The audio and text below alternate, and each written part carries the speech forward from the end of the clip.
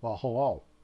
And I wanted to bring up again the subject of Josephus and the Messiah.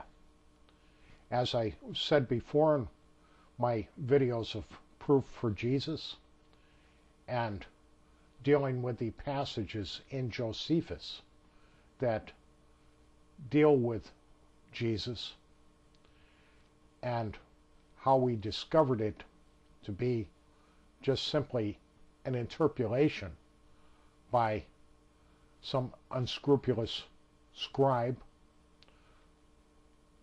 by the direction perhaps of one of the church fathers or leaders, perhaps even Eusebius himself.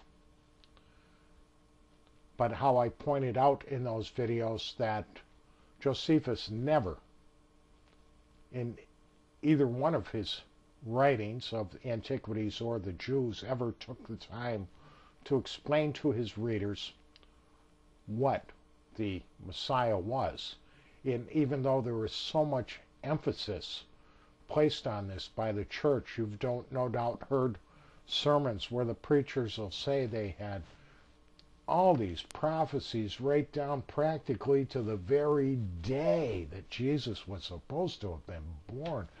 Oh, how could they have possibly missed it? Well, we're going to see right in Josephus's writings, a Jewish priest, what he thought of these prophecies. And War of the Jews, Book 6, Chapter 5, Paragraph 4. Now, if any consider these things, we will find that God takes care of mankind, and by all ways possible foreshows to our race what is for their preservation, but that men perish by those miseries which they madly and voluntarily bring upon themselves. For the Jews, by demolishing the tower of Antonia, had made their temple foursquare, while at the same time they had it written in their sacred oracles that then should their city be taken, as well as their holy house, when once their temple should become foursquare. Now the Tower of Antonia was a citadel that was built upon a rock near one of the corners of the temple complex, and it was set upon a humongous rock that was approximately 70 to 75 feet high. And on top of this rock, they built once again a rectangular citadel or castle that was approximately 500 feet long and nearly 300 feet wide. It had a 75-foot wall to form it, and on each corner again was a tower. Three of those towers were an additional 75 feet high again, and the last tower was approximately 100 to 115 feet high. This was first mentioned by Jeremiah in chapter 31-38. It's called the Tower of Hananel. And in the Maccabean time, or the Hasmoneans, they rebuilt it again. And they called it Baris. And then Herod the Great, when he rebuilt the temple, he also rebuilt this citadel again, and he called it the Tower of Antonia, naming it after his supporter, Mark Antony. Well, during the siege of Rome, this citadel passed back and forth between the Jews and the Romans as they battled it out, and it was finally destroyed. And that's what they're talking about here by removing this tower, their temple area had become 4 squares, whereas before it had the small citadel next to it. So it, from the air above, would not just look like a rectangle. It would look like a rectangle, large rectangle with a small rectangle next to it.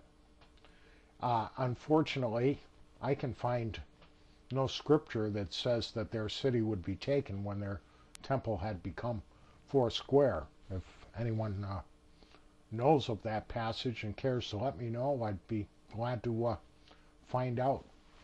Now on to what he thought of the Messiah.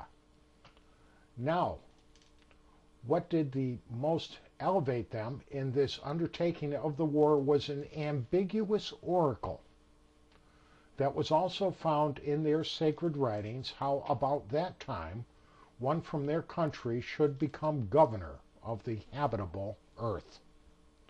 And the Jews took this prediction to belong to themselves in particular, and many of the wise men were thereby deceived in their determination.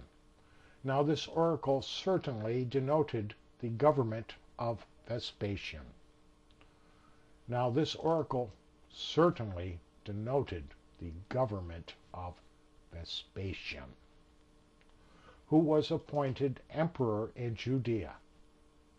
However, it is not possible for men to avoid fate, although they see it beforehand. But these men interpreted some of these signals according to their own pleasure, and some of them they utterly despised, until their madness was demonstrated both by the taking of their city and of their own destruction. So, we're hearing this from Josephus, who was not just a historian, but he was a military leader of the Jews, and he was one of their priests.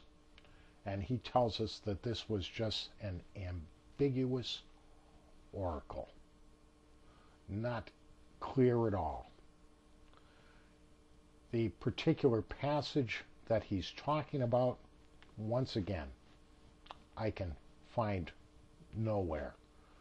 There is a passage in Micah 5:2, of course, that tells us that out of Bethlehem and Judea will become one who is to be ruler in Judea, but it does not say that that ruler is to be the ruler of the entire world. He's referring to a passage that was in their oracles that was taken to mean the governor of the whole world, and he's pointing out that the Jews thought that this meant someone from their own race. But he understood it to mean Vespasian, the emperor of Rome, because he was in Judea when he became the emperor of Rome, you see. So this is how he dealt with it. And as we're told before, he did not believe that Jesus was the Messiah. And although the Christians argue tooth and nail that that's the passage, that's what he says, that he says that Jesus was the Christ, that he was the Messiah, this contradicts it, because this is Josephus stating clearly that he believed that the Messiah was the emperor of Rome. And following this teaching, of course, you can look in Romans 13, where Paul says that the emperor, the government, the leaders, they're there as ministers of God for our good. And this is the way Josephus interpreted that passage also. Thanks for listening.